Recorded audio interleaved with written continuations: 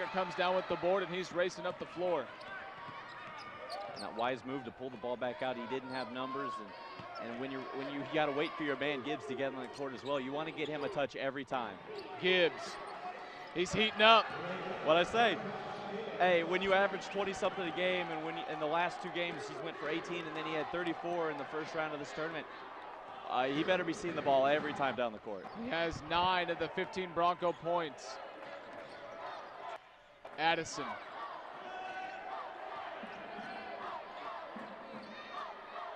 Wright goes over now to Barlow. And you're seeing right now the Lions don't have that high-low offense they were using earlier. Nobody's in the high post. They've got 4 out and 1 inside.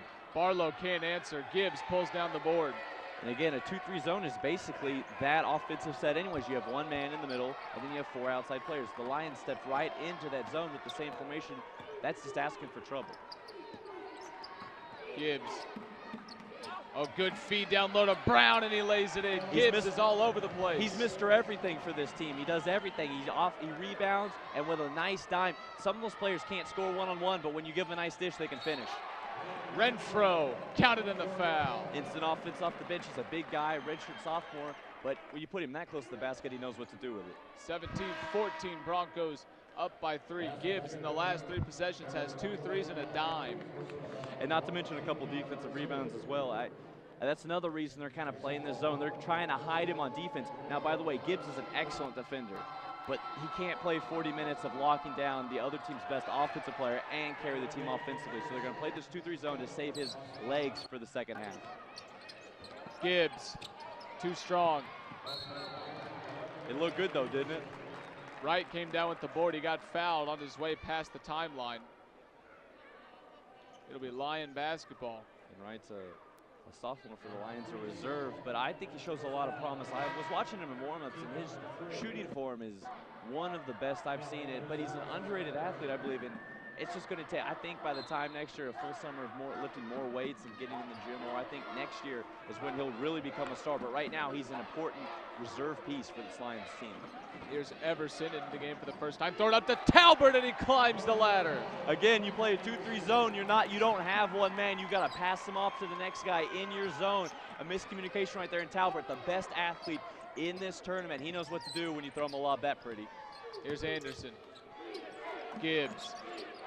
Talbert tempting him. His foot was on the line, but he knocks it down anyway. But you see there the athleticism of Talbert. Even though Gibbs made the basket, Gibbs had about 2 to 3 feet of open space for that 3-pointer, and Talbert was giving him that shot because he's such a good athlete. He can elevate to contest it even with all that space. Addison, right corner, pull up. No good. Rebound's going to go off of Talbert last. It'll be Bronco basketball. Into the game now for Missouri Southern will come Blaine Miller, getting his first entrance here into the championship game. Timeout on the floor. Broncos up by 3, 11:54 to play in the ball game. And I'll tell you what, this has been so far a good game, and we're seeing those guys come out and play. The Gibbs of the world come out and make some serious plays so far on offense. Well, there is no tomorrow because you're going to have at least a few days off. So everything you've done the last couple of weeks has culminated to this event. So you have to bring your A game every play. And that sounds cliched, but when you know tomorrow you get a full day's rest, you're going to get to sleep in, but your body's tired right now, you get a little bit of adrenaline boost, and that allows even the best players to perform better than their usual. And right now, Gibbs has been all over the court, but he's not the only one. We've seen it for the Lions. Addison's had a couple nice-looking threes. Talbert with the alley-oop slam, as well as an assist to McGee. So all these players are really clicking right now. I mean, they've been around each other the last few days in the motel rooms, playing basketball here on this very fine court. And right now, you're seeing these pieces, these offensive pieces, beginning to gel. And we didn't see that earlier in the tournament when everybody was getting used to the new arena. But right now, you see both teams are really coming out firing on all cylinders.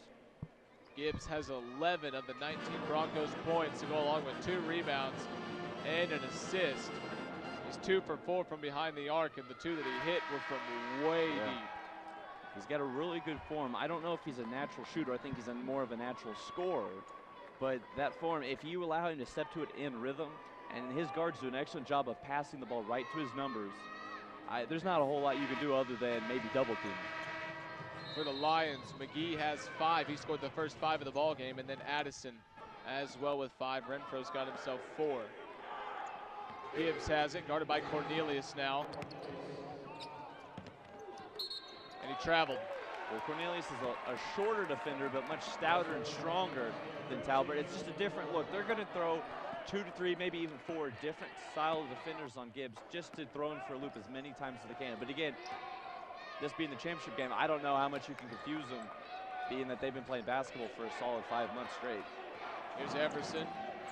Inside and out of Renfro. Back out Everson. Southpaw 3 goes in. The top of the key 3 is the easiest shot in basketball, especially when you can step into it against a 2-3 zone where there's nobody in your face. What a beautiful stroke. Anderson. Now Gibbs. You can see Gibbs Cornelius backing in. Added physicality. Gibbs with the 6'5" height advantage, though. That's just going to be money every time. Everson with it for the Lions. Down 2. Thought about another one. Now Wright. Not strong enough. Cornelius with the board. 3 up for Miller. Way too strong. Missed everything but the backboard. And that's one of those instances you want to pull it out. You want to set it up again. That's a decent look. But as a reserve, I don't know if a quick 3 like that is in your best interest. Here's Gibbs again. They are letting the big man eat down there. That one just rolled out. But he's getting a couple touches every single offensive possession. A travel down there on Everson. The Lion faithful don't like it. Well, right now Gibbs is getting now that last layup there's a high degree of difficulty, but he's getting decent looks just about every time down the court. The Lions, I'm going to assume, are going to start throwing double teams. They're going to have to change up their defensive strategy, and that's going to make the Broncos use more of their shot clock just to move Gibbs around. They're going to probably have to swing it from side to side, get him posted up on different blocks, different wings. Andrews for 3, no good. Rebound to Miller. We're seeing a lot of 3s taken early in this game by both teams. Good cutoff by Gibbs on the Cornelius drive. Now Everson. Right. Back to Everson. The Lions are back in their high-low offense again, although they're playing defense on each other for a split second. 14 on the shot clock, 10 to play in the first half. Cornelius fadeaway, gets it. Nice elevation on that jump shot. When you do a little lean back like that and the defense has to come to you, that's actually more space than it looked like, and a nice shooting stroke. Heckert for the Broncos. Now Gibbs again. Spins baseline all the way to the bucket against Renfro. Can't finish, and Renfro, diving rebound, gives it over to Everson. Nice little pass off before he hit the ground. That would have been a travel. Good heads up play by Renfro. Renfro with it. He'll just turn around and put one in. He's not a natural shooter, but when you give him space like that, that's the problem with playing zone. You allow guys to expand their game in different ways, and sometimes you want them to do that, but when they're shooting as well as the Lions are, it's just going to bite you. The Lions back up by 2. Heckert can't change that. That's going to go off the hands of Miller. It'll be Bronco basketball. And one of the only possessions of the game where Gibbs did not get a touch, although they did involve him with the screen. But again, with a talent like Gibbs, that's kind of a forced 3 there. You can get that shot anytime in the shot clock. You got to see him get Gibbs the ball. The Lions shooting 55% over the first half of the championship game. Brown had to track it down near half court. He gives it off to Anderson, and Anderson will set up the offense for Central Oklahoma. Pull up. Too strong. Bairstow had a chance at the rebound. It's controlled by Renfro, and Everson will bring it up, racing up the floor. Miller, it's poked away. You see there, the Broncos had the opportunity to push it in full transition, but they opted to settle down and wait. We'll have to see where's the Broncos offense going to come from with Gibbs now on the bench. Anderson, it might be him. Well, he's taken the last 2 shots. One, a 3 at the top of the key in there, a little post up, a little baby hook off the glass. He's going to have to take more of a scoring burden while Gibbs gets, I'm going to guess, about 4 minutes of break, maybe until the under 8 timeout here. But again, they're not going to be able to go too long without Gibbs. But every minute they stay within this, either tied or maybe if they can take the lead, that's extra bonus minutes for this Broncos team. 13 on the shot clock. Miller gets it swatted away by Brown. Well, he got by one defender, but again, that's a 2-3 zone. There's always somebody past the initial guy, and what an emphatic block. Brown, Renfro tried to return the favor. They're gonna get a foul called. Renfro does not like it. I think there was some contact low because up top it looked pretty clean. Timeout on the floor, the under 8-minute media timeout. Gibbs is gonna head back to the scores table just like you said. All tied up at 23.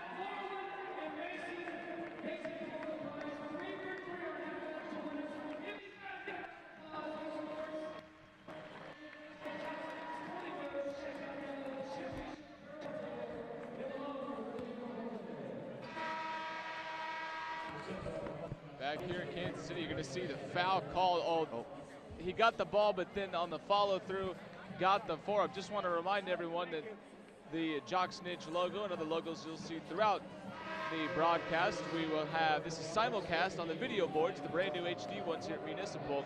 So encore promotions will be going on, even though me and Zach have stepped aside, which of course is probably an improvement on whatever we're saying beforehand. Well, we do our best, but there are sometimes, like I said, I thought that last call was clean there, but again, they teach shot blockers to go follow through just like shooters, and he followed through right to the guy's forearm. You can't do that. So benefit of instant replay, I'm sure all the referees really enjoy those. So all these hundreds of fans here can really identify and examine all the missed calls. Here goes Barlow to the lane, too strong. McGee came down with the rebound in a crowd of Broncos. They're going to call a tie-up. It'll be Central Oklahoma basketball. That's what we call half of a win, because now the Lions have possession again for the next jump ball, or if it goes until halftime, they're going to get the ball in the second half, because McGee was active on the offensive glass. And yeah, they didn't get the full possession back, but they're going to get it later in the game. And again, in a 2-3 zone, there's more. It's not about boxing a guy out. It's about communicating to make sure everybody has a body in front of them. And McGee, we've already seen multiple times, he's got a couple offensive rebounds already. Anderson into the bucket. McGee slapped it away. You can see the defensive presence of McGee. That move worked earlier, right before we went to break. This time with a 6'11" shot blocker presence in the lane. That little bunny hook is not going to cut it. Gibbs has it, working on Talbert. Gibbs muscles his way, sky hook, no good. Bairstow came down with the board. Everson wouldn't let him throw it off of his leg. Gibbs showing off his Kareem impression there. He's missing the goggles, and he didn't draw rim, so he's gonna have to work on that. That's about the only thing he's done wrong so far in this game. But you saw the presence there. Gibbs didn't want to go too close to the lane because of McGee. Everson knocks down his second triple. Well, when good shooters are allowed to step into open or even semi-contested three-point shots, they become great shooters, and I don't think he's hit the rim yet. 26-25, Lions up by 1, under 6.5 to play. Gibbs has it. And another three for Gibbs. Unbelievable performance. Well, he answers it right back with a three of his own, and that shooting stroke is good. That was more of a just kind of a broken play. They weren't really running anything. Bairstow had a guy sealed in the lane, but they didn't get the ball. But it doesn't matter when you have a player of Gibbs' caliber waiting for you. And travel down there on Barlow. Addison's going to check back into the game. Barlow can't believe it. He most definitely traveled. Oh, he did. There was some contact, but I'm I'm more of a fan of referees letting that type of contact go, and yeah, he's just taking steps. I actually think he took a step and a half before he even took the contact. Excellent call there by the referees, and now the Broncos are going to have a chance to move this lead into 2 possessions. Anderson. Gibbs again. Barlow's really fighting down on that block. There's a lot of physical play going down there, but neither player's using their elbows, which is fine. We're going to get the foul on Addison. That's one thing, if there is one knock on the play of Marcus Addison, is that if you put him down into post defense, that is where he is most uncomfortable on the floor. Absolutely, and you can just see his build. He's a slender guy. He's more of a perimeter-oriented player, both defensively and offensively. A lot of guys grow up, they're not used to banging down there on the block. That's a whole different side of basketball most players don't ever see. Anderson can't lay it in. Talbert flew in for the rebound, went out of bounds. The referees are going to converse, and it'll be Bronco basketball. And Talbert there was the victim of being too aggressive in his hustle play. If he might have let that one go, maybe sold it a little bit, it could be Lions basketball. Bairstow in the corner. Offensive foul on Bairstow. That is a call that I want to say is not necessarily a makeup call, but that's a referee trying to even the sides a little bit. I don't know how an offensive player can foul somebody by falling backwards because of contact that somebody else initiated. Yeah, I don't know about that one. That's close. Yeah. Usually if there are several whistles in a row and the majority of them are for one team, odds are they're going to call the next one for the other. So they're going to head to the monitor. They're going to look. They're going to look and see if there was an elbow. Mm-hmm. There wasn't. No.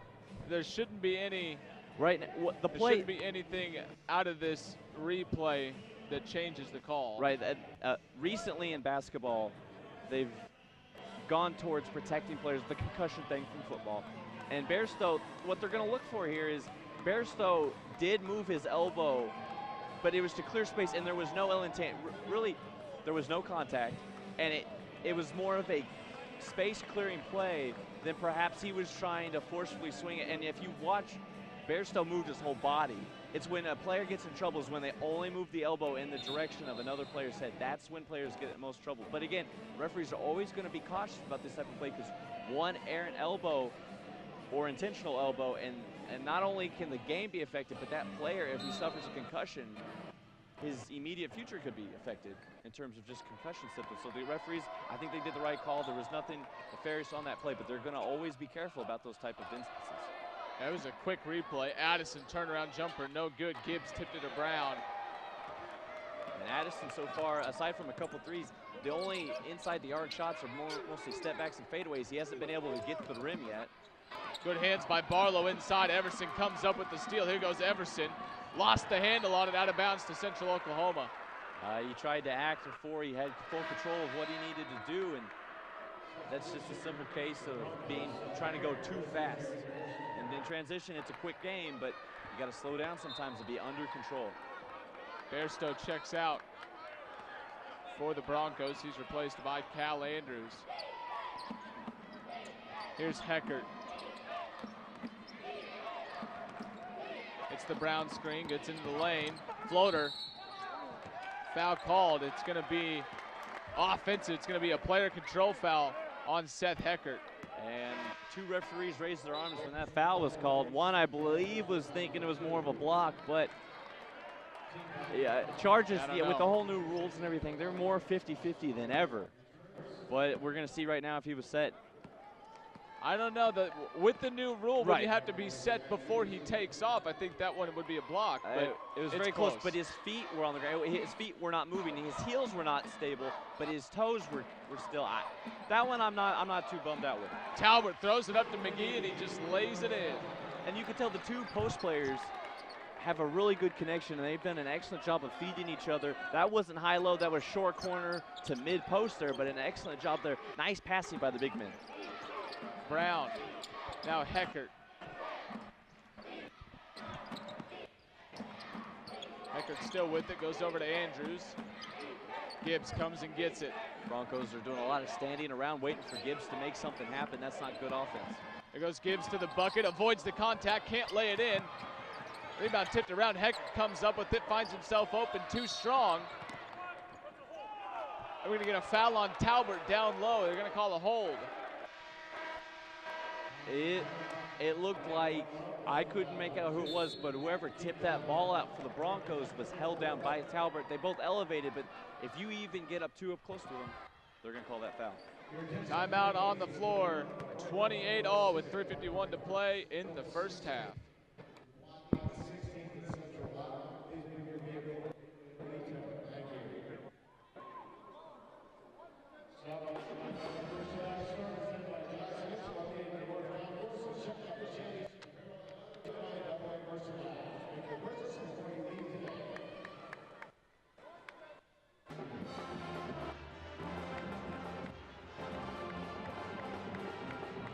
We're going to see the replay here.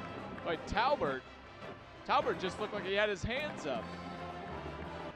I don't know about that one at all. I think that's a tough call there on Jordan Talbert. I believe the official that made that call, by the way, was behind Talbert, so he couldn't even see what was going on in front of Talbert and the contact. Brown now took a tumble, but that's more of players with fair collision landing on the ground off balance. That's not necessarily somebody shoving.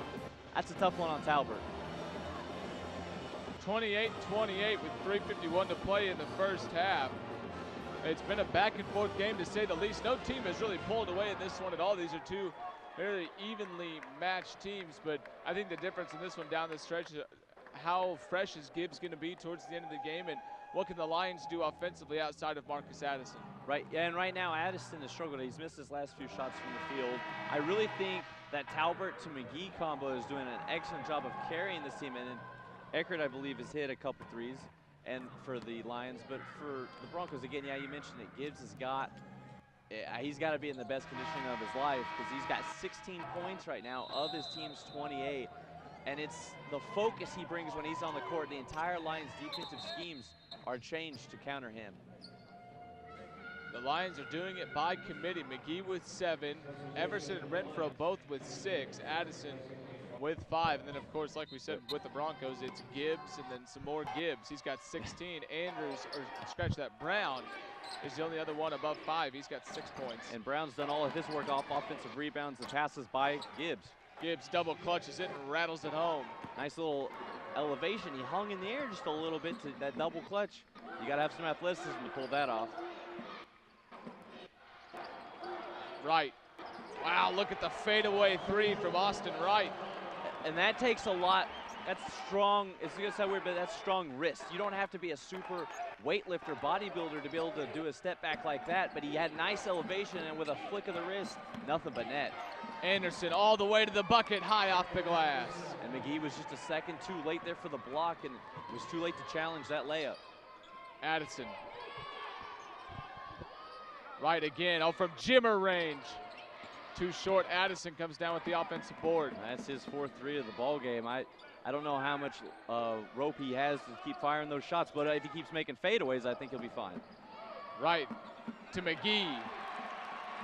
And again, offensive rebounding in his zone is so crucial. The Lions don't even need to get good shots every single time down the court. If they'll just crash the boards hard, they can get easy layups like that. Gibbs, fadeaway. Too short. Talbert with the board. Tough shot. McGee right in his face. That step back, that's a tough shot. There goes Talbert all the way to the bucket. Blocking foul on Gibbs. I believe that's his second. So Talbert will head to the line for 2 shots. That is the second foul on Josh Gibbs. In this situation, though, not every second foul is created equal. And with Gibbs as a senior and an intelligent basketball player, and also the fulcrum of his team, I don't know if most players would have to come out, and it looks like he's headed to the bench, but even if he picks up his 3rd early next half, I don't know, and I think he was moving there. We don't get to see his feet, but I think he was moving on that play. But I expect Gibbs to play, if not all 20 minutes of the second half, to be right up there in 18, 19 minutes, even if he picks up fouls early, because he's got to go. Talbert, a 70% free throw shooter, knocks down both. Yeah, he's not what you'd call a pure shooter with his form. He's more of a slingshot, but he's done an excellent job over his years at Southern, really working on his form, and he can be a deadly shooter if he's on. Here's Brown working on McGee on the inside. Left-handed layup, pretty move, couldn't finish. McGee had the rebound, and he'll get fouled down low. It's going to go against Brown. Yeah, Brown, a little frustration because he did a nice move, sized up McGee, used his bulk against Slim McGee's long arms, but that layup just rolled out, and it was a nice move, and that's the worst type of foul you can get after you miss a bunny like that, and then a frustration foul 90 feet from the basket. McGee, a 73% free throw shooter, only 72% in conference play. That was the 7th team foul on Central Oklahoma, so free throws the rest of the way for Missouri Southern. McGee earns himself a second. McGee had transferred from South Alabama University, the same university as a perennial All-American, probably a second-team guy, and Augustine Rubit. Those two worked well together at South Alabama, but McGee takes his talents to Joplin. He finds himself at Municipal Auditorium. I don't think you can argue with the way things are working out in the finals of the MIAA tournament. Again, he gets to play in a venue like this, and he's a star player for the Lions, having a lot of individual and team success. Anderson, Broncos down by 5. Heckert with 17 on the shot clock. Where do the Broncos get their offense without Josh Gibbs? Heckert, step back 3. That'll work. I was about to say it's going to come from the plays they draw up, but if you're going to hit a leaner 3 from about 23 feet, why not? Addison. He's been quiet the last couple minutes. Now Wright, Everson. You can tell the Broncos are more active on defense now. Both crowds are into it, and after that made 3, they're feeling more alive.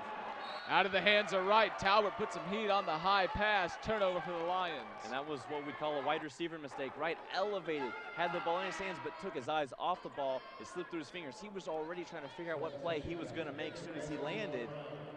And that was a costly turnover. With 1:23 left in this first half, the Broncos have an excellent chance to tie this ball game up. Anderson will bring it up for the Broncos. Gibbs is back in. We're going offense, defense here, the final 1 minute to go. Anderson all the way to the bucket and an easy lay-in.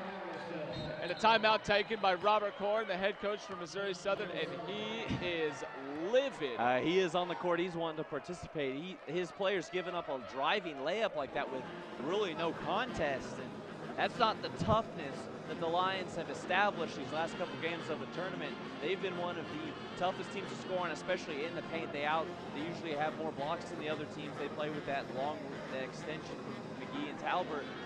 But giving up layups in the crunch time like this, even in the first half, is unacceptable if you plan to win this ball game. I will say, when you've been coaching 25 years like Coach Korn has, you have a little leeway when you decide to get a little upset about a call and make your way onto the floor. Well, he probably knows most of these officials, if not all of them personally. He's probably had plenty of interactions over the last 25 years. And when you're a legend, you do get you get a couple moments where they allow you to get going. But I think that was he's more infuriated with his team's play than anything the guys in the white and black are doing. It'll be Lions basketball. Everson will bring it up. Under a minute to play here in the first half. Wright, back to Everson. 20 on the shot clock. Addison had it poked away. Bairstow comes up with the steal. And there's a good chance Wright will get the turnover in the scorebook, but Addison, with the play we just mentioned with Wright, took his eyes off the ball. He was getting worried. He was hearing footsteps. He was in that middle of that zone. Anderson gets it poked away, and now Talbot comes up with it. Here's Addison. Addison inside to McGee. Good hustle from Bairstow, but McGee lays it in. He fumbled it, but he had too much time under there, and he had a good job of wrapping his hands around that ball. Excellent pass by Addison in traffic. Shot clock is off. Heckert has it. The Lions faithful on their feet. Like every game in this tournament, it's going to come down right to the wire. Heckert. Step back. Puts it in. Right, that's no good, even if it went. What a 3 from Heckert to end the half for the Broncos. Step back over 2 defenders, and UCO goes into the half up by 1. You were mentioning where are they going to get their offense. Why not have the shortest guy on the court take the biggest shots of this in the first half, and he had 2 huge threes, nothing but net. Step back over a 6'11" defender, and he walked off cool as can be. What an unbelievable first half. If the second half is half as good as this, Consider me pleased. Gibbs ends the half with 18 points and his team up by 1, headed to the locker room. We'll be back with more for the second half from Kansas City.